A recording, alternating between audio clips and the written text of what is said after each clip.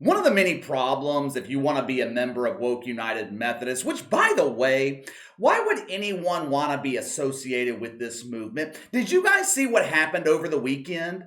Leaders at Woke United Methodist, along with the faculty at Woke U, they combed the bridges of Washington, D.C., looking for members who hadn't bathed in weeks. They paid all these people a few $100s, they loaded them up on buses, and they drove them to Chevy Chase, Maryland.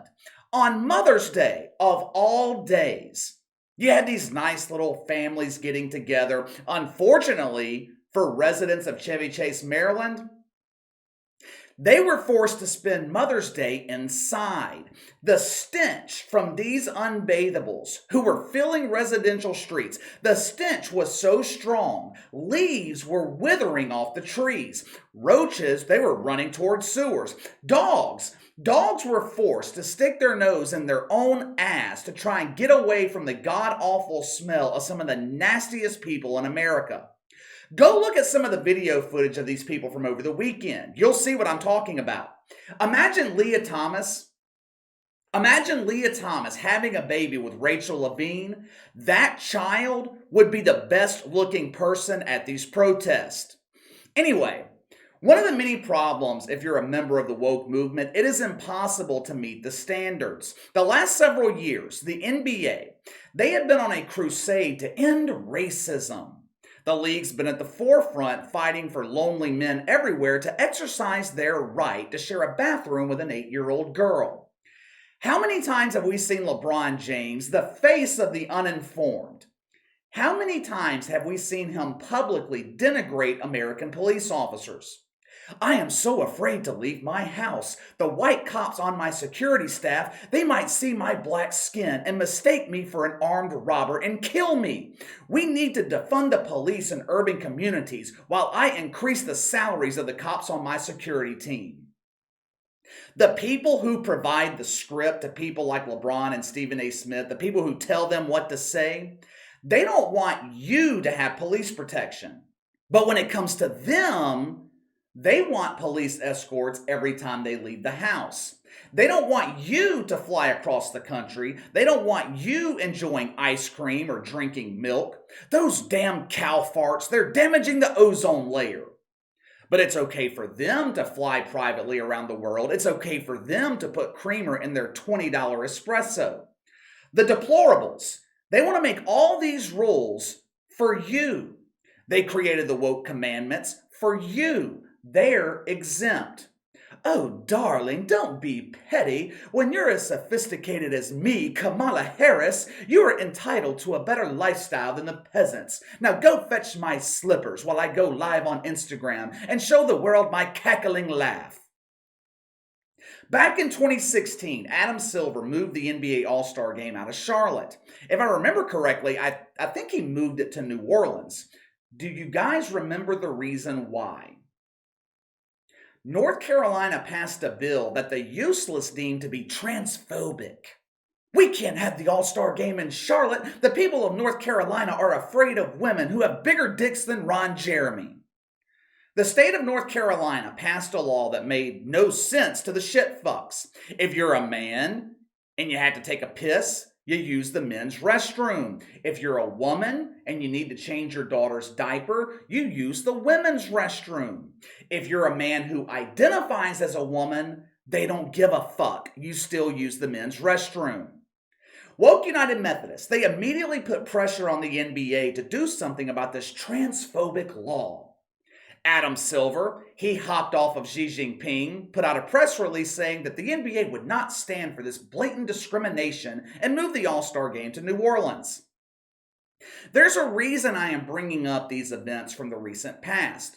I know all you in my audience. I know you guys know the NBA stance on social justice.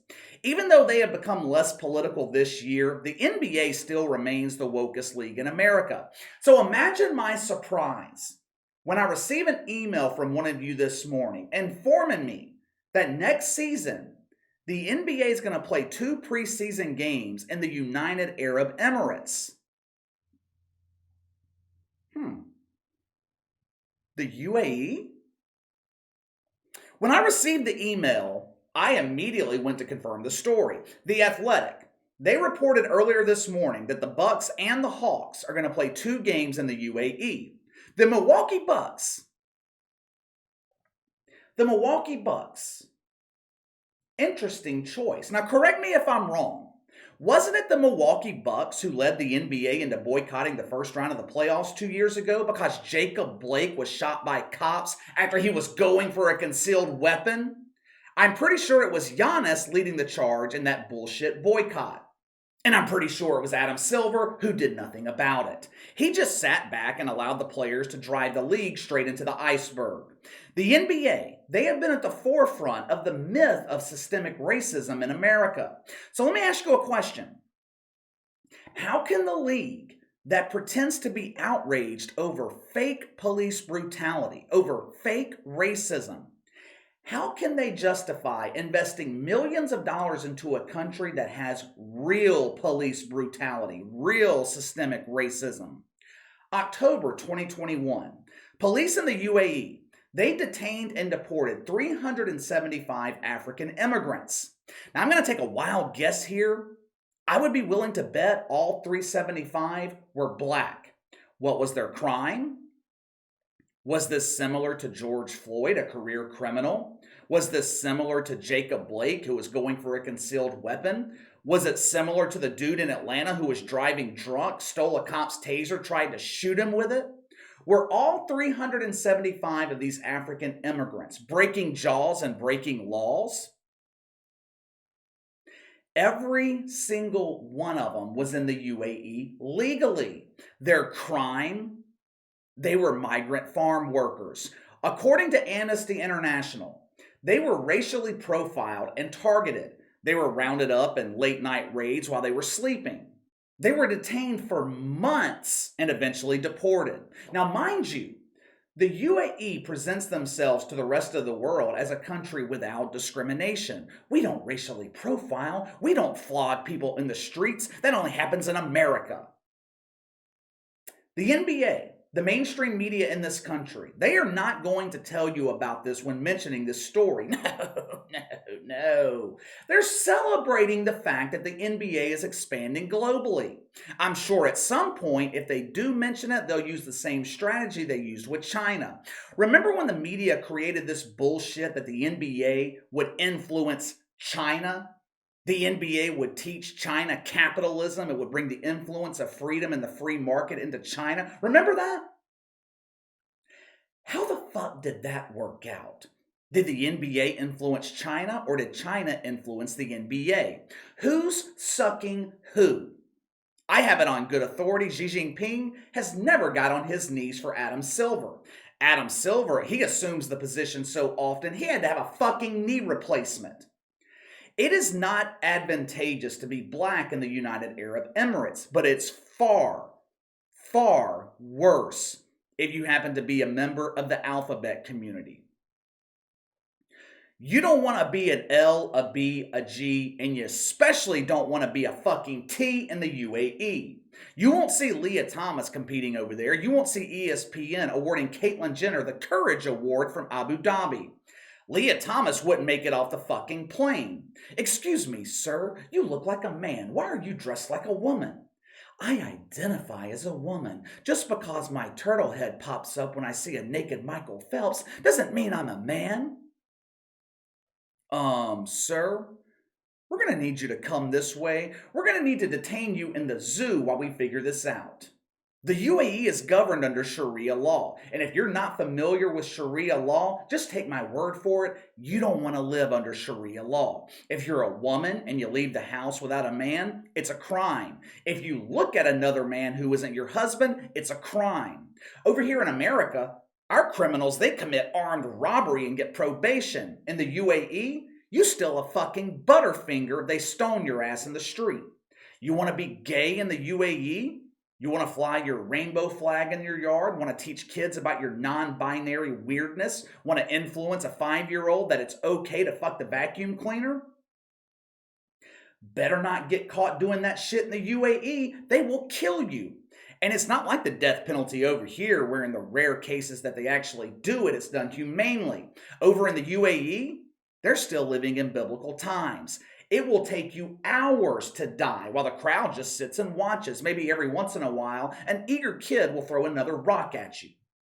So let's summarize this real quick. The NBA thinks America's racist. The NBA supported defunding the police. It's systemic racism. They target criminals unfairly. That man was only stealing that Versace purse to support his family. The NBA believes Jared from Subway should be able to exercise his right to watch your daughter use the bathroom. But when it comes to real discrimination, when it comes to real human rights violations in the UAE, the NBA ignores it. Not only do they ignore it, they pump millions of dollars into their economy. Look, I don't mind the NBA expanding globally. I don't mind them playing preseason games in the UAE. Hell, I don't mind them doing business in China. America's been doing business in China for decades. It's the hypocrisy that I can't stand. You want to denigrate America. You want to create mythical problems here. You want to claim that we're members of the phobic club. But when it comes to countries with real violations, you allow them to shut you up with a paycheck and a woke broom in your ass. I really hate to be negative about the NBA right now because the playoffs have been amazing and Adam Silver's kept his promise to be less political. But I highly doubt anyone in the mainstream media will call out this hypocrisy when covering this story. Just because the NBA isn't publicly as woke as they used to be doesn't mean they're not still funding social justice behind the scenes. But let me know what you think. Is it hypocritical for the NBA to play preseason games in the UAE? Sound off in the comments below. Make sure to like and subscribe. Click the notification bell to receive all notifications from the channel. Best way to contact me is by email at btlkc84@gmail.com, KC_BTL84 on Twitter. I'll see you guys later.